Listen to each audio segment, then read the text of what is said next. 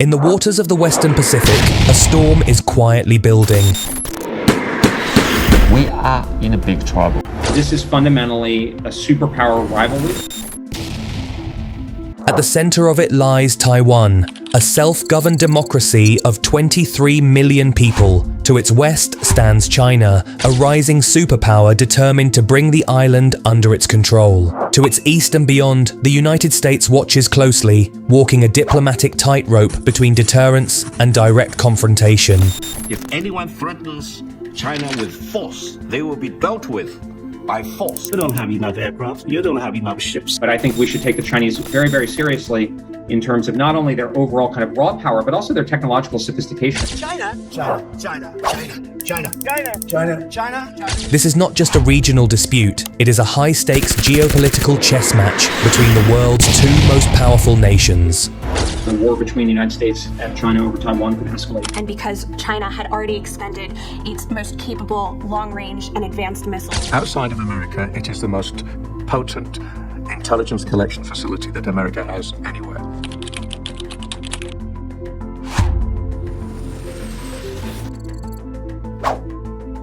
One determined to reshape the global order, the other determined to defend it. Military jets roar across contested airspace. Warships patrol tense waters. Diplomats exchange carefully measured words. Behind it all lies a question that could define the 21st century. Will Taiwan become the spark that ignites a superpower conflict? The Chinese government is saying to Taiwan, listen, we can hurt you. War over Taiwan is possible. Today, we break down the history, the military escalation, the economic stakes, the alliances forming in the Indo-Pacific, and what the future may hold. To understand today's tensions, we must rewind to 1949. After years of civil war, Mao Zedong's communist forces defeated Chiang Kai-shek's nationalists on mainland China. It's a very difficult mission. Obviously not being able to see where the enemy is and what the enemy is doing makes that really complex. Trainer for you, right astern, thrust 20%. The nationalist government fled to Taiwan, establishing the Republic of China, ROC, while the mainland became the People's Republic of China, PRC. From that moment on, two governments claimed to represent China. For decades, Taiwan remained under authoritarian rule, but in the late 20th century, it transformed into one of Asia's most vibrant democracies. Free elections, Taiwan's local midterm elections have produced plenty of drama and intrigue. More than 11,000 positions. independent media, a strong civil society. Meanwhile, Beijing never abandoned its claim. China's leadership insists Taiwan is a breakaway province, part of its One China principle. China is bullying Taiwan all the time. China's intention is not a secret, because we have made it quite clear that we want to build a world-class military. Reunification, Beijing says, is inevitable, peacefully if possible, by force if necessary. But Taiwan's identity has changed dramatically. Today, most of its people identify as Taiwanese, not Chinese. For Beijing, Taiwan is unfinished business from a civil war that never formally ended. For many Taiwanese, the island's future should be decided by its own people. That unresolved tension forms the foundation of today's crisis. China enjoys the largest coast guard in the world, the largest navy, it has the most advanced cruise and ballistic missile program in the world. In recent years, China has turned up the heat. Chinese warplanes now enter Taiwan's Air Defense Identification Zone, ADIZ, in record numbers. You don't have enough aircraft, you don't have enough ships. In 2021 alone, there were more than 700 incursions, a dramatic show of force. Some days saw dozens of aircraft in coordinated formations. These flights are not accidental, they are calculated pressure, what analysts call grey zone tactics, actions aggressive enough to intimidate, but below the threshold of open war. At sea, Chinese naval vessels conduct drills around the island. Amphibious assault exercises simulate potential invasion scenarios. Missiles are tested. Combat readiness is emphasized. Chinese President Xi Jinping has called on the People's Liberation Army to be prepared for real combat conditions. Why does China need the largest navy in the world if its intention is peace? The message is clear. China is willing to use force if necessary. On the other side, Taiwan lives with constant vigilance. Air raid shelters.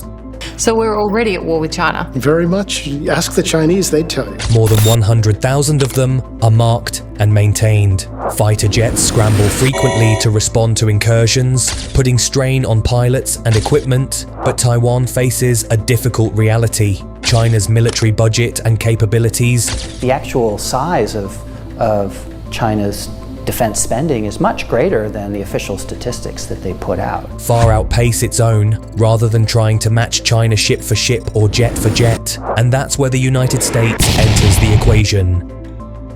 The United States does not formally recognize Taiwan as an independent country, yet it is Taiwan's most important security partner.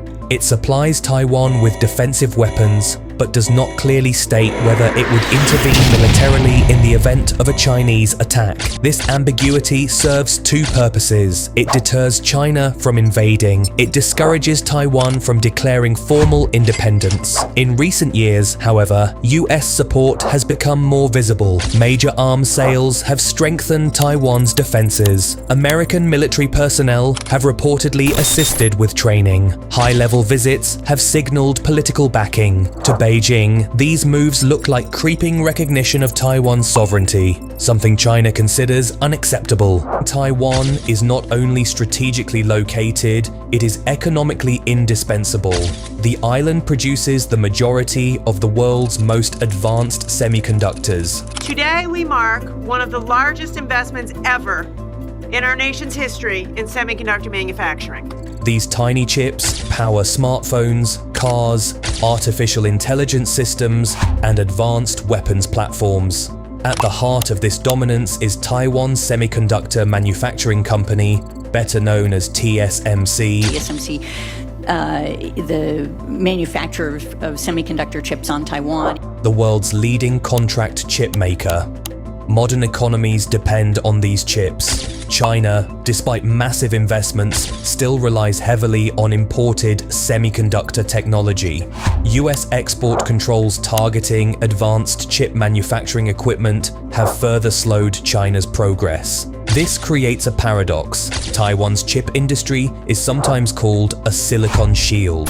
The logic is simple. Because the world depends on Taiwan's semiconductors. Taiwan Semiconductor Manufacturing Company produces around 90% of the world's most advanced chips. Global powers have a strong incentive to prevent conflict. Taiwan's situation cannot be separated from the broader power struggle in the Indo-Pacific. The United States has strengthened ties with regional partners, consisting of the US, Japan, Australia, and India, emphasizes a free and open Indo-Pacific. Taiwan's location is geographically close to Japanese territory. Any conflict would directly affect Japanese security. When countries strengthen ties with Taiwan, Beijing has responded with economic pressure. This is not merely a bilateral dispute, it is a contest over regional order. Taiwan sits at the heart of that question. Experts debate the timeline. Some warn that the risk of military confrontation could increase within the next decade, particularly as China's military capabilities grow. Others argue that the costs of invasion, economic, political, and military, remain prohibitively high. China must weigh global sanctions, potential military losses, and long-term economic fallout. The United States must consider the risk of escalation with a nuclear power. Without channels for crisis management, misunderstandings become more dangerous. The future may hinge less on dramatic events and more on careful restraint.